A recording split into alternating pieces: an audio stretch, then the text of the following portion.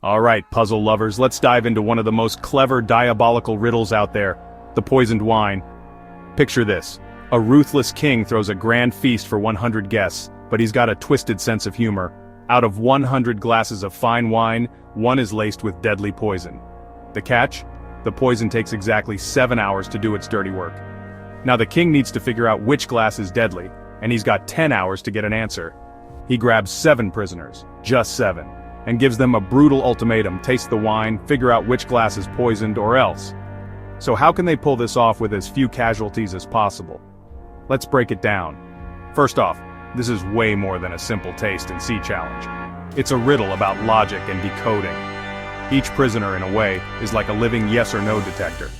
If you line up their results just right, you can actually test all 100 glasses in one go, and maybe, just maybe, save some lives. Here's the trick: binary numbers. Yeah, the same system your computer uses to process information. With 7 prisoners, I can create 128 unique combinations, enough to cover all 100 glasses, and then some. Imagine each wine glass is numbered from 1 to 100. I write each number in binary.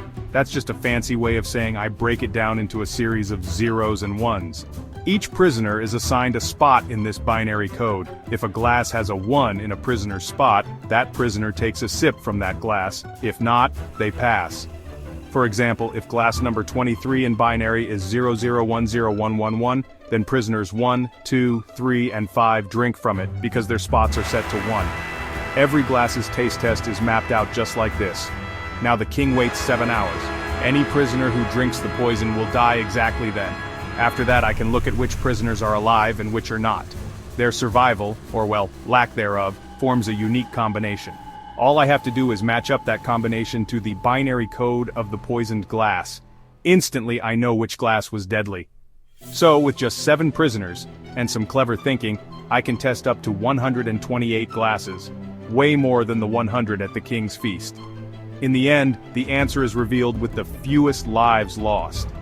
It's a brilliant, if dark, example of how math and logic can save the day, or at least, solve a king's twisted riddle. Next time you have a puzzle in front of you, remember, sometimes the answer is hiding in the code. Thanks for puzzling through with me. If your mind's blown, hit subscribe for more brain teasers.